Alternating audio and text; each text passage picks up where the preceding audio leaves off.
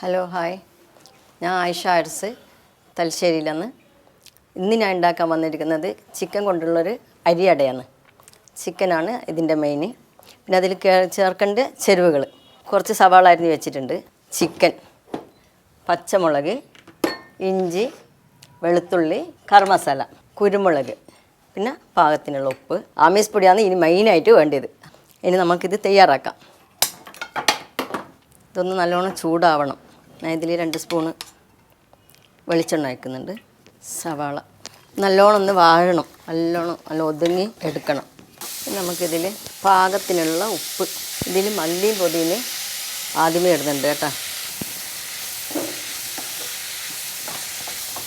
1 spoon പച്ചമുളക് ഇടുന്നുണ്ട്. പച്ചമുളക് കുറച്ചാൽ വേണ്ടു, എരിവ് കൂടും. കുരുമുളകിൻ്റെ പൊടി ഇടുന്നത് കൊണ്ട് തന്നെ നല്ല എരിവായിരിക്കും. 1 സ്പൂണ് ഇഞ്ചി, 1 സ്പൂണ് വെളുത്തുള്ളി,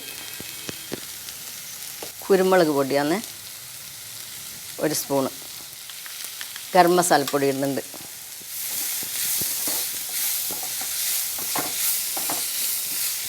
ഇനി അടുത്തത് ഞാനിതിൽ നുറുക്കി വെച്ച ചിക്കനാണ്. ഈ ചിക്കനാണ് ഇതിലിടുന്നത്.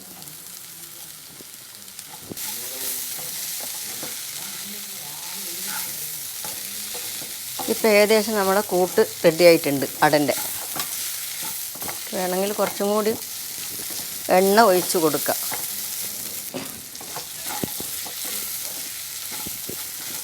അപ്പോൾ അടൻ്റെ കൂട്ട് തയ്യാറായിട്ടുണ്ട്. അടുത്ത നമ്മളിതാ അരിപ്പൊടിയാണ് ഇത് കേട്ടോ, ആമീസ് പൊടിയാണ്.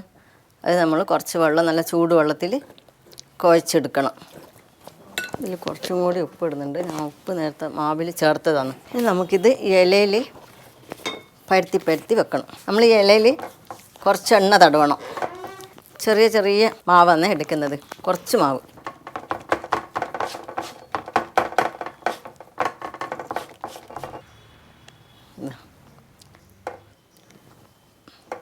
ഇതിനെ നമ്മൾ ഇങ്ങനെ സൈഡാക്കിയിട്ട് മടക്കിയെടുക്കുക. ഇലയിൽ എണ്ണ തടവാൻ മറക്കരുത്. ഒരേ വലുപ്പം തന്നെ വേണമെന്നില്ല, മാവ് എടുക്കുന്നതിനനുസരിച്ചിട്ട് വലുപ്പത്തിലാക്കാം. ഞാൻ പിന്നെ ചെറുങ്ങനെ ആക്കുന്നതാണ്.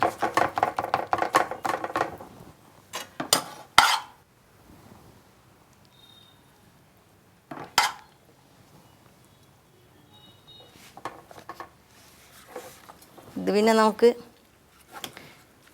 വൈകുന്നേരത്തെ ചായക്ക് മാത്രമല്ല, രാവിലത്തെ പലഹാരത്തിനും ഇത് നല്ലതാണ്.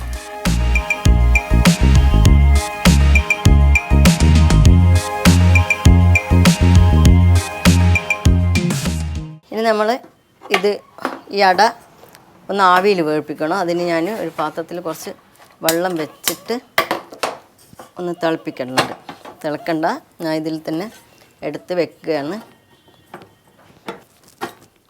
ചെറുങ്ങനെ മടക്കി വെച്ചത് കൊണ്ട് നമുക്കിത് വേഗം വെന്ത് കിട്ടും. ചെറിയതാണ്, കുറച്ച് കട്ടിയിലും വലുപ്പത്തിലെല്ലാം ആകുമ്പോൾ കുറച്ച് സമയം പിടിക്കും. ഇനി നമുക്ക് നല്ലോണം ഇത് അടച്ച് വെച്ച് ഒരു 10 മിനിറ്റ് കഴിഞ്ഞിട്ട് നോക്കാം.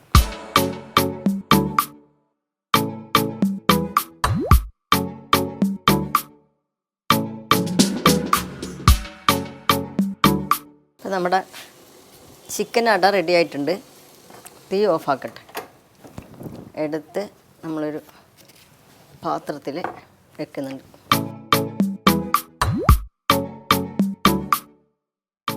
ഇനി അടുത്തൊരു വിഭവമായിട്ട് ഞാൻ വരുന്നത് വരെ ബൈ.